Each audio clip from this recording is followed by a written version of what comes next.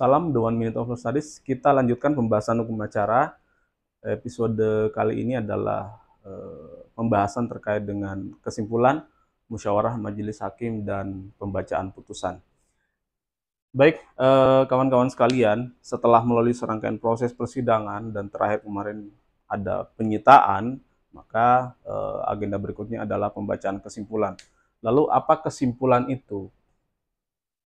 Kesimpulan adalah tanggapan, pendapat, pandangan para pihak terhadap keseluruhan proses pemeriksaan perkara yang telah berlangsung, baik mengenai dalil pihak lawan, pembuktian, maupun hal-hal yang diinginkan oleh pihak tersebut kepada hakim atau majelis hakim pemeriksa perkara. Jadi di dalam kesimpulan ini, rekan-rekan sekalian, para pihak masing-masing menyampaikan tanggapan mengenai dalil-dalil yang dikemukakannya sendiri, lalu bantahan dari pihak lawan, kemudian proses pembuktian yang telah dilalui, bukti-bukti mana yang dianggap mampu menguatkan dalil-dalil, kemudian bukti-bukti mana dari pihak lawan yang dianggap tidak kuat dan tidak dapat membuktikan bantahan dari pihak lawan tersebut. Lalu kemudian pada kesimpulan ini diikuti pula dengan adanya harapan atau keinginan yang disampaikan pihak kepada hakim atau majelis hakim. Misalnya, kalau penggugat biasanya menginginkan agar gugatan dikabulkan seluruhnya dan menolak dalil-dalil yang dikemukakan oleh pihak tergugat. Boleh juga misalnya kalau kesimpulan itu berkaitan dengan setelah adanya perdamaian atau kesepakatan damai di antara para pihak mengenai seluruh objek perkara, baik penggugat maupun tergugat biasanya mengajukan kesimpulan yang pada pokoknya meminta agar kesepakatan damai tersebut dikukuhkan majelis hakim menjadi akta perdamaian. Nah, bagaimana dari sisi tergugat? Dari sisi tergugat juga menyampaikan kesimpulan yang pada pokoknya melingkupi beberapa hal. Pertama, tanggapan dia terhadap gugatan penggugat, lalu tanggapan dia terhadap bukti-bukti yang diajukan penggugat, kemudian bukti yang diajukan oleh dirinya sendiri, hal-hal mana yang dianggap terbukti, hal-hal mana yang dianggap tidak terbukti. Tergugat pada umumnya menyampaikan kesimpulan dengan harapan agar gugatan penggugat dinyatakan ditolak seluruhnya, atau ditolak sebagian, atau meminta majelis hakim menyatakan gugatan penggugat tidak dapat diterima. Nah, sebagai pihak lawan tentunya tergugat secara umum mengajukan pandangan atau kesimpulan yang berbeda 180 derajat dengan penggugat, karena memang sejak awal starting point mereka adalah berbeda. Saat penggugat menginginkan gugatan itu dikabulkan, tergugat menginginkan gugatan itu ditolak atau dinyatakan tidak dapat diterima. Tetapi konteks ini tentu berbeda ketika tercapai kesepakatan damai di antara mereka. Seperti yang saya jelaskan tadi, baik penggugat maupun tergugat itu menyampaikan keinginan agar putusan tersebut, kesepakatan damai di antara mereka dikukuhkan menjadi akta perdamaian. Sehingga kalau kita tuliskan secara rinci, jadi kesimpulan itu ada pernyataan tanggapan terhadap atau dalil para pihak,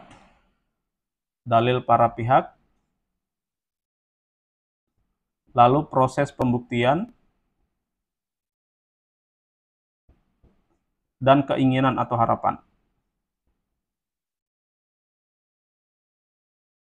Baik, setelah sidang kesimpulan ini, maka selanjutnya majelis hakim melaksanakan musyawarah majelis. Nah, musyawarah majelis ini adalah diskusi yang dilakukan oleh hakim, musyawarah yang dilakukan oleh hakim dalam suatu forum yang tertutup dan bersifat rahasia, tidak boleh diketahui oleh siapapun, bahkan panitera sidang tidak boleh terlibat di dalamnya, kecuali atas izin majelis hakim dengan pertimbangan tertentu. Misalnya majelis menilai bahwa ada banyak hal yang perlu dipertimbangkan serta didiskusikan sehingga perlu ada panitera sidang untuk mencatat hal-hal tersebut. Tetapi masuknya panitera sidang ke proses musyawarah majelis ini bersifat terbatas, artinya dia hanya boleh mendengarkan, mencatat apa yang terjadi dalam proses musyawarah majelis. Catatan itu bersifat rahasia, tidak boleh dibocorkan atau diketahui oleh siapapun selain dari majelis hakim dan panitera sidang itu sendiri. Jadi masuknya panitera sidang sekadar membantu hakim untuk mencatat hal-hal yang disampaikan atau dikemukakan oleh masing-masing anggota majelis dalam proses musyawarah tersebut. Nah, rekan-rekan sekalian, musyawarah majelis ini diatur dalam pasal 178 ayat 1 HIR dan 189 ayat 1 RBG. Kemudian pasal 14 Undang-Undang Nomor 48 Tahun 2009 tentang kekuasaan kehakiman. Ketentuan ini pada pokoknya menyatakan bahwa hakim secara ex officio, hakim karena jabatannya wajib bermusyawarah untuk menentukan sikap dengan mencukupkan pertimbangan-pertimbangan yang akan diambil dalam putusannya. Jadi sebelum putusan itu dijatuhkan, hakim wajib bermusyawarah. Ini yang ditegaskan dalam 178 dan pasal 14 Undang-Undang 48 2009.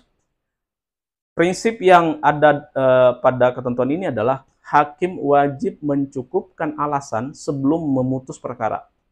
Itulah yang disebut dengan Voldon Gemotivot. Voldon de Gemotivot.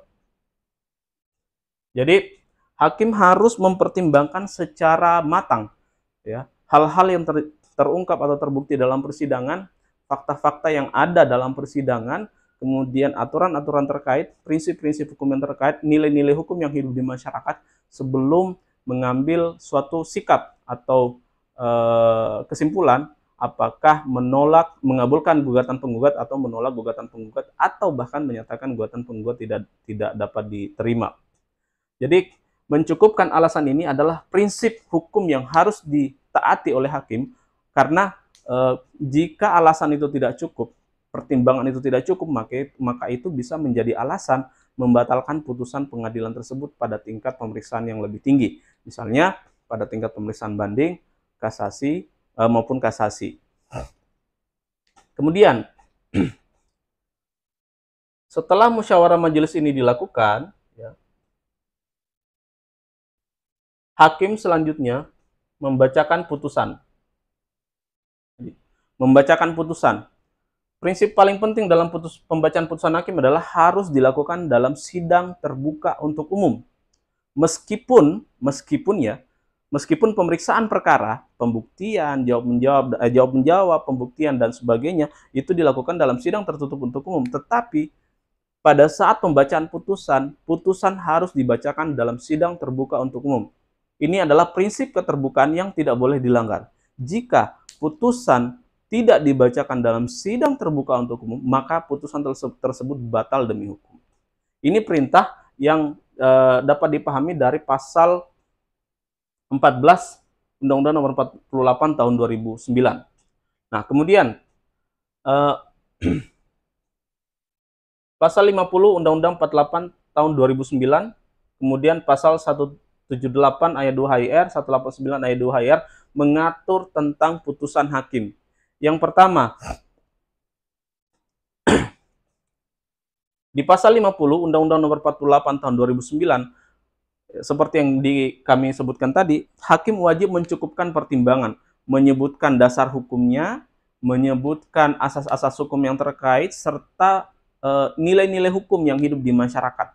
Jadi, yang dimaksud dengan Voldon Gemotivot itu adalah mencakup seluruh hal ya, yang terkait dengan materi pokok perkara. Pertimbangan yuridisnya, pertimbangan sosiologis, jika memang memiliki keterkaitan kuat dengan sosiologis tersebut, kemudian pertimbangan filosofis atau the living law, termasuk juga the living law. Termasuk juga the living law. Jadi hakim wajib memuat itu semua, asas hukumnya, aturan hukum, norma hukumnya, kemudian aturan hukumnya, lalu ada pertimbangan sosiologis, ada pertimbangan filosofis di dalam putusan. Kemudian seluruh pernyataan hakim wajib dimuat dalam pertimbangan putusan tersebut. Kemudian di pasal 14 ayat 3, jika terjadi dissenting opinion, maka atau pendapat berbeda dari hakim, maka dissenting opinion tersebut wajib dimasukkan ke dalam putusan. Sehingga harus dipahami bahwa putusan hakim pada dasarnya diambil berdasarkan musyawarah mufakat. Akan tetapi, jika musyawarah mufakat itu tidak tercapai, maka pendapat salah satu hakim ya yang minority, ya, artinya yang kalah suara dari dua hakim lainnya, itu wajib dimuat di dalam putusan tersebut. Kenapa? Ini berbentuk dari pertanggungjawaban publik. Jadi ketika terjadi dissenting opinion, maka publik mengetahui bahwa ada dua pendapat dalam putusan tersebut, tetapi pendapat yang mayoritaslah yang dimenangkan dan menjadi putusan akhir dalam pemeriksaan perkara dimaksud. Kemudian asas ultra petitum partium, ya, dalam putusan hakim ada asas ultra petitum partium, yaitu putusan hakim tidak boleh melebihi apa yang dituntut. Ini adalah prinsip umum berlaku secara internasional, tidak hanya di Indonesia, tetapi dalam sistem hukum di negara-negara lain juga berlaku asas ultra petitum partium, sering disebut juga dengan ultra vires. Kenapa asas ini diberlakukan? Untuk menghindari kesewenang-wenangan hakim dalam memutus perkara. Yang sampai hakim memutus melebihi apa yang dituntut oleh pihak penggugat, ternyata melukai rasa keadilan, merugikan hak hukum dari pihak lainnya. Akan tetapi dalam prakteknya beberapa jurisprudensi Mahkamah Agung dan putusan-putusan terkini menunjukkan bahwa asas ultra petitum partium ini tidak lagi diterapkan secara kaku, ya, tidak lagi diterapkan secara rigid, tetapi melihat konteks perkara tersebut. Artinya ada keadaan-keadaan yang secara eksepsional dapat dijadikan dasar bagi hakim untuk memutus perkara melebihi apa yang dituntut penggugat. Nah, patokannya adalah yang pertama, memutus melebihi yang dituntut itu memiliki relevansi yang sangat kuat dengan materi pokok perkara. Yang kedua, jika diputus melebihi apa yang dituntut tersebut, itu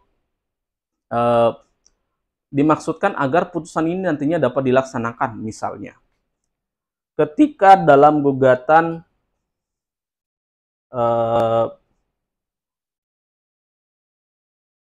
ganti rugi atas PMH, ya,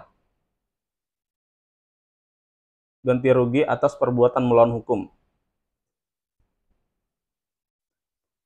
Petitum pertama, penggugat meminta agar T dinyatakan PMH. Kemudian T dihukum membayar ganti rugi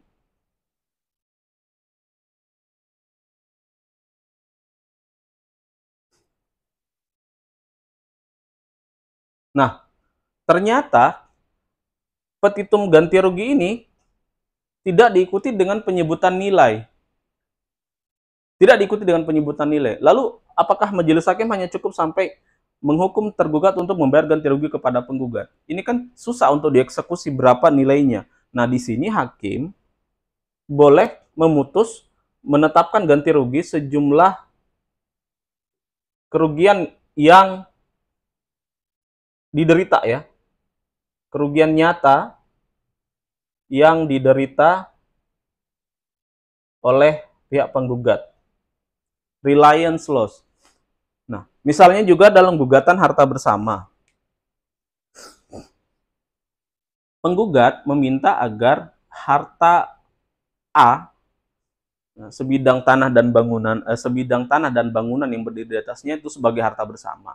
Kemudian petitum kedua meminta agar menghukum para pihak membagi harta bersama tersebut sesuai dengan bagiannya masing-masing. Tetapi di dalam petitum tersebut tidak diterangkan bahwa menghukum untuk membagi itu bisa dilakukan dengan opsi lain. Misalnya, jika tidak dapat dibagi secara natura, maka dilakukan penjualan di muka umum. Karena selama ini ketika objek itu berupa tanah dan bangunan, sulit untuk dilakukan pembagian harta bersama secara real. Misalnya rumah itu dibelah dua, tanah itu dibelah dua, itu sulit karena membelah dua seperti itu menyebabkan fungsi rumah itu sendiri akhirnya berkurang, bahkan kadang-kadang useless gitu. Untuk apa misalnya rumah dibagi dua jika misalnya si penggugat hanya mendapat bagian depan rumah, kemudian si tergugat mendapat bagian belakang rumah, atau dibagi dua secara vertikal pun sama gitu. Mungkin satu mendapat kamar mandi, satu tidak. Nah, karena dibagi secara natural itu tidak menguntungkan, maka seharusnya ada opsi lain, yaitu melakukan penjualan di muka umum yang hasilnya dibagi dua atau dibagi menurut bagian yang ditentukan oleh pengadilan. Sehingga ketika petitumnya hanya meminta membagi dua, majelis hakim dapat menghukum para pihak untuk membagi harta bersama tersebut sesuai dengan porsi bagiannya masing-masing secara natural, atau melalui pelelangan umum yang hasil penjualannya dibagi kepada para pihak sesuai dengan porsi bagian masing-masing. Nah, dalam konteks ini ultra petitum seperti ini itu sangat menurut saya sendiri dan merujuk pada jurisprudensi yang ada, itu mungkin dilakukan karena membuat putusan itu nantinya jauh lebih mudah untuk dilaksanakan, memberi opsi nanti bagi pelaksana di lapangan untuk melakukan eksekusi sesuai dengan pilihan-pilihan yang ada dalam putusan yang dijatuhkan oleh majelis hakim tadi. Nah, kawan-kawan sekalian, inilah sedikit penjelasan tentang kesimpulan, musyawarah majelis, dan putusan hakim. Berikutnya nanti kita akan bahas tentang konstruksi putusan, ya, termasuk jenis-jenis putusan hakim yang dikenal dalam teori dan lazim dipraktekkan dalam penerapan hukum acara perdata di pengadilan, baik di pengadilan negeri maupun di pengadilan agama. Demikian untuk episode kali ini. Jangan lupa support terus kanal kami dengan menekan tombol subscribe, kemudian men-share video ini ke teman-teman Anda. Jangan lupa pula untuk meninggalkan like dan komen supaya kita tetap terus berinteraksi dalam membahas hukum acara perdata. Demikian dari saya, salam The 1 Minute of Law Studies.